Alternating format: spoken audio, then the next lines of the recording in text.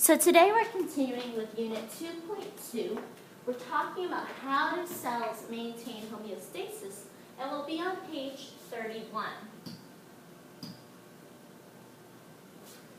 So the first thing we're going to talk about is how do cells or organisms survive in different conditions. And there's two basic conditions that we need to talk about: freshwater environments and saltwater environments. Lots and lots and lots, and actually most living things live in aquatic ecosystems, live in places with water. And so even though those things are usually really small, like a paramecium or a protist, okay, or amoebas from kingdom Protista, they still have to survive and adapt to their environment. So cell adaptations for survival in a freshwater environment. For a cell to survive freshwater, and in freshwater we mean area with lots of water and very little salt. A cell that lives in freshwater, like this protist, is surrounded in high concentrations of water.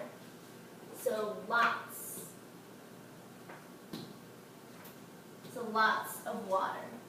This means that water is constantly moving into their cells, which could burst their cell membrane.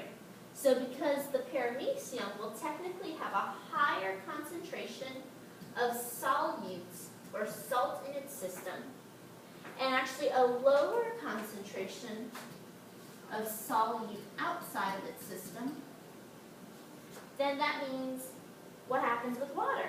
If you have high salt or high solute, that means you'll have low water, H2O.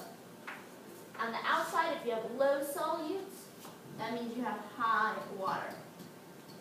Now when we talk about the amount of water, it doesn't actually mean how many cups of water do we actually have. Because if this paramecium is living in the ocean, then obviously the ocean has significantly more water. But we're talking about when we compare the two, when we do a ratio of the amount of water to solute, amount of solute to water in the paramecium and outside of the paramecium, we're just saying that this has a high concentration of salt. We now need 9th graders' last names beginning M through N. Thank you. So the adaptation that this organism would have is a contractile vacuole. Vacuole is a word that we've seen before. Okay? What was a vacuole again? It was a storage organelle. It could contain food, waste, water. But in this case, for the paramecium, they'll have a special vacuole, a contractile vacuole, contract like a muscle, and that can actually pump out water. So when the paramecium takes in too much water and its cell membrane is experiencing too much strain, the vacuole will actually pump and push that water back out.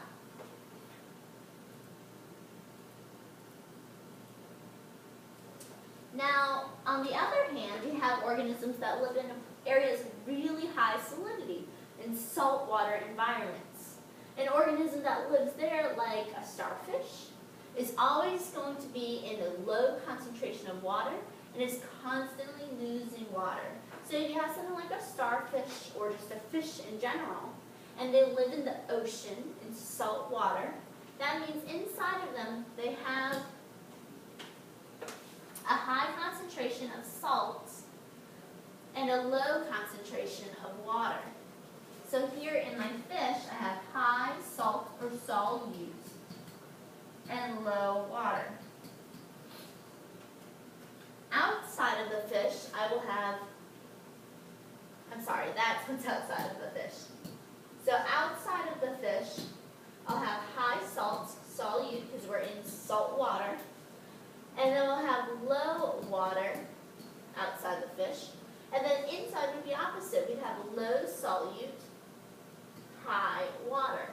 So what's the water going to do? The water is going to actually try to move out of the fish. Remember, water travels from high to low. That's osmosis. Okay? It's trying to follow that concentration gradient. But in the case of the fish, if it loses too much water, that's really bad for it. So in order to replace the water, the organism will actually bring in salt water. He'll suck some of that salt water in, and his kidneys will actually help him push out that extra salt.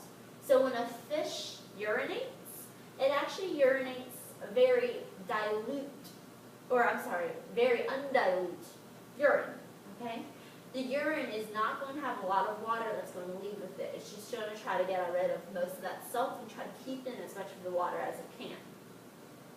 So there's two ways in which organisms can survive two different water environments: areas of high water, where the water is going to rush in and you need to pump out the water, or areas of salt water where you have high salt, little water. You're going to lose lots of water, so you're actually going to take in more and then try to get rid of that salt to compensate.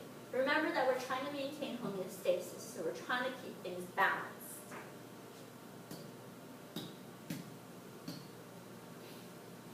Next, what we need to talk about is active transport. Previously, we talked about passive transport. Let's remember that passive transport, you didn't need energy, you needed no ATP. And you also followed along the concentration gradient going from high to low. But with active transport, that's going to be the opposite. It's going to be the movement of molecules against the concentration gradient, and you actually move from low to high. So you're starting at the bottom of the hill and you're moving up. And this is going to require energy in the form of ATP. So if you look here, here's actually a little protein within the cell membrane. Here are some molecules outside of the cell membrane. Outside of the cell membrane, we actually have a low concentration of solutes. These molecules represent the salts, okay? And here, we actually have a higher concentration of the solute. So basically what we're saying is that even though we already have a lot of a molecule, it could be salt, it could be water, it could be sugar, the cell is going to try to take or gather in more. And so imagine if you had a bunch of pennies or a bunch of dollars and they were thrown in the air and you were trying to pick them back up, trying to run after them and pick them back up and get more and more and more. It's going to take a lot of energy. And so the cell or the protein actually needs to use energy to suck up more of those molecules, even though it already has a lot, okay? And this could happen for many different reasons. You might need more of one molecule for more energy. You might need more of one molecule to make your muscles contract. So there's many reasons why we want to do active transport.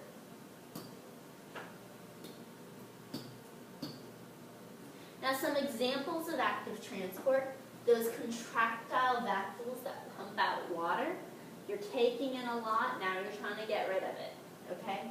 You're moving from a high area to a low area. Or I'm sorry, a low area to a high area. Then your sodium-potassium pump, okay? A lot of times when we have active transport occurring, that's going to occur because of some sort of pump in the cell. And so this is actually going to push out sodium and potassium ions, charged elements, to create an electrical charge for your nerve cells. So when we talked about cell communication, in order for those electrical charges to occur, we actually have to go through some active transport. And then the last example is phagocytosis. This is a form of cell eating. So a cell, like an amoeba, can actually identify a food particle. Once it realizes that that food particle is there, it can actually pinch in or take in that food molecule and eventually create a vacuole around it where it will eventually digest it.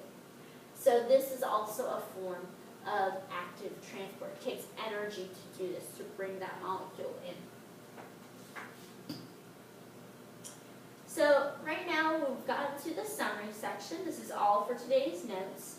Take a second to choose 2 vocabulary words. They don't necessarily have to come straight from your pink sheet, but 2 vocab words from this section of notes.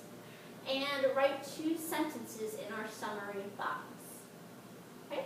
So remember, again, pick 2 vocabulary words from this section of notes, just this one page, page 31, and write 2 sentences to summarize those terms.